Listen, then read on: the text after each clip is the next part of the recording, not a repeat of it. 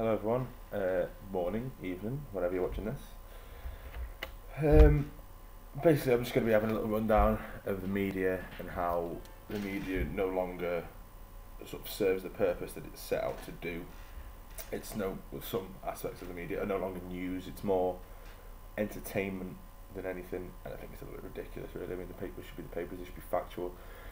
They're always going to be a bit biased because of whoever owns them, or the agendas pushed by the owners, etc. But I just think it's got to a stage now where it's just absurd, really. So I've been doing this for about 18 months now, and someone said, well, why don't you film it? So we'll give it a go, see what happens. So today we're going to be looking at Friday's edition of the ever so factual Sun. I wouldn't trust this as far as I could throw it. Right, so front page of the Sun, Cliff Richard accused of sex crimes. Sex crimes. It seems to be the rage these days, isn't it? Find people have sex crimes. I don't like that. I don't like how he's been accused. I don't think it should be front page news if someone's accused. I could accuse someone, I could say, oh, that person over there did a rape. And until they're, they are then accused until they're proven innocent, because I've just fucking made it up. They are then accused, so they could by all means be reported on the Sun. Oh, this person's been accused of doing a rape. In a year's time, say Cliff Richard's innocent, in a year's time, if someone says, if I hear the name Cliff Richard, I'll think to myself, oh, he did that sex attack thing, didn't he? Probably, what was he innocent? Was he good? I don't know. But it'll forever hang over him now for just being accused. For someone, it might all just be lies. Someone just going, oh, he did a sex attack. That's going to hang over him now for the rest of his life, I guess. That takes up page 2 and 3 as well, so it's pretty important stuff, as the boobs have been replaced and pushed back, to page 5, which kind of says quite a lot actually, because it takes quite a lot for the Sun to do that. Take this Monday, the August the 4th, which was the Sun did a tribute to World War I remembrance, and they didn't push it back to 5, they kept that on 2 and 3, so apparently the Sun sees Cliff Richard's accusations as more important than that, but just as if that wasn't enough, is Cliff Richard gay? Is he gay? I don't know, does it matter? He says he isn't gay, why can't we just believe him? Don't understand why there has to be all this speculation about his sexuality. Be gay if you want to be gay, that's not a problem.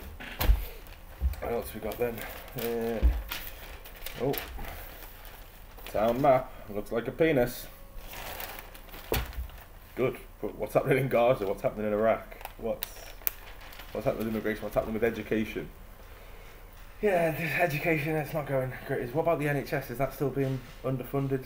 No, it is a little bit, yeah, but you see that picture of the town map? Looks like a penis. Bizarre. George Clooney unties a boat. Okay. If he needs to untie a boat, he needs to untie a boat. I don't understand. Just let him untie a boat. It's fine. Your mom is going to die.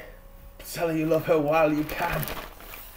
What? I don't understand what it's trying to do. We've just got to live in this sort of paradigm of fear, like not wanting to leave the house in case your mum dies or someone else dies. You can't tie yourself to your mum your whole life in case something happens and she dies. Eventually your mum will die. All of us will. That's a thing that's going to happen. There will be a moment when you last say to your mum, I love you. But that's just one of the things of life that's been happening for years, and it will continue to happen for years. There's no point, everyone knows that eventually our parents will die, or we will die, or everyone will die. Enjoy your moments while you can. Don't be scared of it all. Christ, Katie Hopkins trying to just conjure up this fear-mongering, awful society to live in. Oh, I've seen a picture recently of Katie Hopkins and her kids. Her kids look miserable. I do not blame them. Christ. What else we got? Oh, Lindsay Lohan. Lindsay Lohan had a problem, has a problem, so went to rehab and was told to write down a list of all her sexual partners, which she did. And the Sun has even admitted that it was cruelly stolen. They've used that word, cruelly. Yeah, that was pretty bad actually. It was quite cruel. It was quite an invasion of privacy to do that.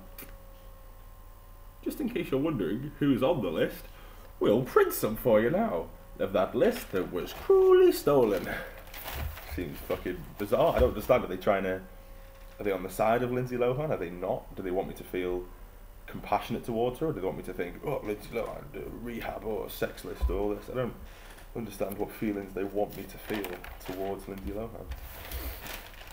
Ah, there's a water bottle in Downton Abbey picture. Ah, take a new picture. At the end of the world, once again, what's happening in Gaza? What's happening in Iraq? What's happening with all the civil wars in Africa? What's happening with all the homeless people on our streets? What's happening with the people being abused in our country? What's happening with the NHS? What's happening with education?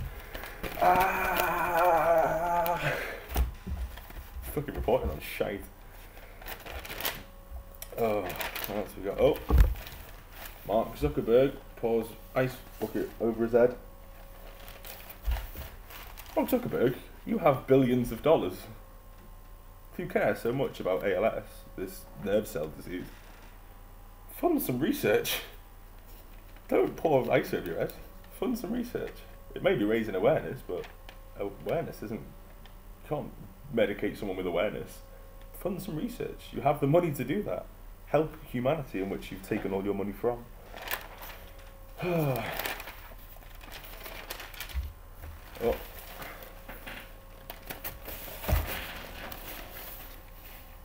Yeah. Red Eds our worst holiday nightmare.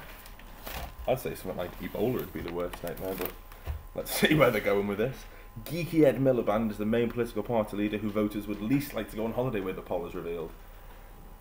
I wouldn't want to go on holiday with any of them, even if I had to.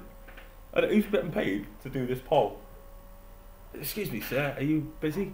Well, I'm pretty late for a meeting. Could do with just getting to just one quick question. If you were going to go on holiday, who out of the major political party leaders would you like to go with? Is that excluding UK? Of course it is. I just probably wouldn't want to go with Miliband, geeky Ed Miliband. How come? He's just too geeky. Just too geeky. I don't think Ed Miliband's sitting there going, oh God, losing some things in the polls, popularity's going down a bit, what's happening with Scotland, need to deal with all this in the up and coming election. Ed, people don't want to go on holiday with you. Oh no!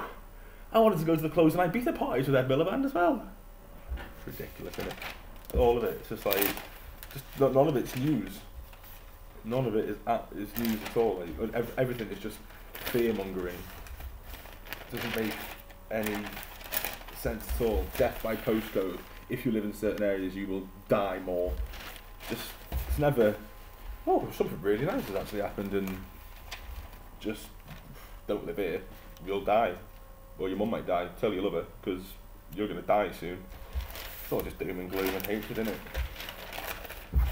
I don't understand how we can how can we resolve the problems around the world? As in, I'm not saying it's I think it's our collective responsibility as humanity to try and solve the problems in Iraq and Gaza. I'm not saying solve them by going there and kill everyone, not by any means, but maybe try and orchestrate some kind of peace talks with them so we can basically stop people dying, especially in Gaza. Christ, kids getting killed, hospitals getting bombed.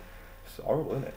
Like, we're bombarded daily through this crap to just be scared to not, too scared to leave our own, just sitting there constantly telling our mothers we love them. That's it, waiting for our inevitable impending doom, which will come quicker depending on where you live.